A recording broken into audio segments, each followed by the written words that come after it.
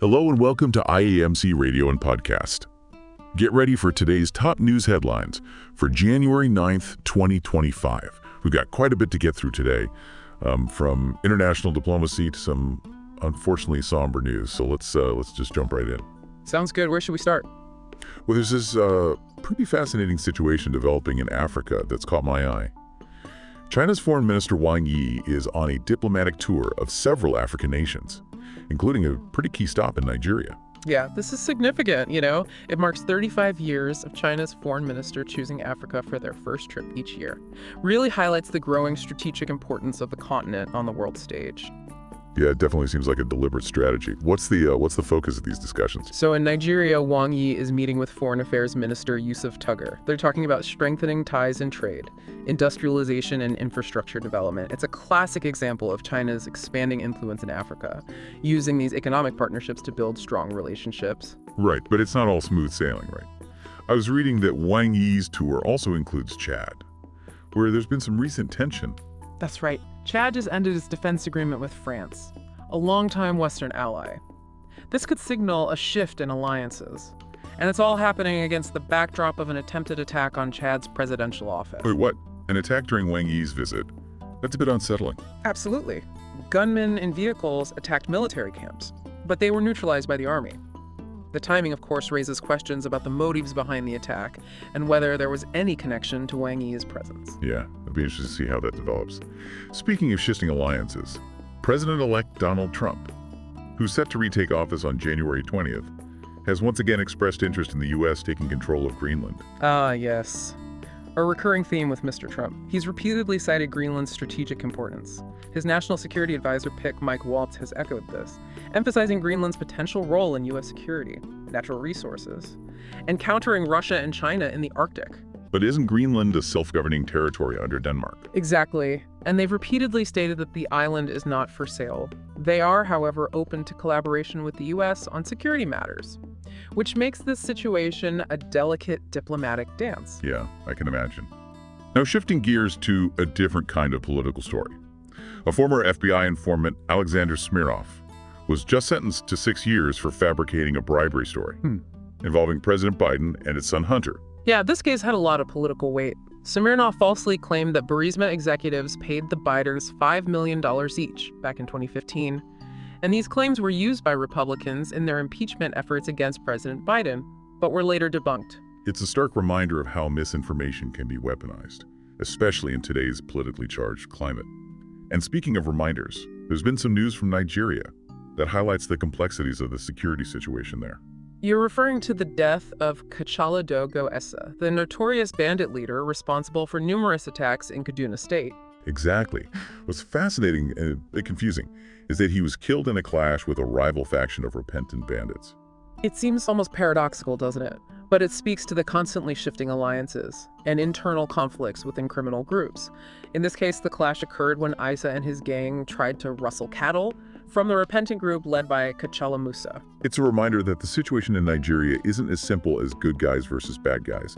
It's a complex web of motivations and shifting allegiances. And unfortunately, there's another story from Nigeria that raises concerns about accountability. The EFCC, their anti-corruption agency, is investigating the disappearance of a substantial amount of cash, between $350,000 and $400,000, and valuables from its Lagos office. Yeah, this comes on the heels of the recent dismissal of 27 EFCC officials for misconduct. The timing couldn't be worse. It undermines public trust in an agency that's supposed to be fighting corruption, and raises serious questions about their internal controls and oversight. Agreed. Speaking of unfortunate news, sadly, Ugandan MP Mohamed Segirinya from Bobi Wine's National Unity Platform Party has passed away at just 37 years old. Yeah, it's a significant loss for the opposition movement in Uganda. And for such a young leader to pass, it raises questions. He'd been battling brain death and organ failure, right? Unfortunately, the details surrounding his illness aren't clear yet. It's important to avoid speculation and wait for more information to emerge. Of course. And finally, there's been an update in the tragic death of pop star Liam Payne, formerly of One Direction. A UK inquest confirmed that his death was caused by polytrauma, essentially multiple traumatic injuries. Right. Payne died in October 2024 after falling from a third-floor balcony. In a Buenos Aires hotel, the incident is still under investigation, with 5 individuals, including hotel staff and Payne's representative, facing negligent homicide charges in Argentina. Yeah, it's a heartbreaking story and a reminder of the fragility of life. So looking at all these events, there seems to be a recurring theme of shifting power dynamics on the global stage. We see it in China's growing influence in Africa, Russia's assertiveness in the Arctic, and even in these individual stories of political maneuvering and allegations. I think you're spot on. You know, we're in a multipolar world now, with various players vying for influence and resources. Countries are reassessing their relationships and looking for partners who align with their interests, sometimes even at the expense of long-standing alliances. Like Chad's decision to end its defense agreement with France. It's a bold move, and I wonder what the long-term consequences will be. Yeah, it raises a lot of questions. Do you prioritize shared values? Or do you prioritize strategic interests? There are no easy answers. It's a dilemma that many nations are grappling with right now. Another theme that keeps surfacing is accountability, or the lack thereof. The story about the former FBI informant fabricating evidence is disturbing.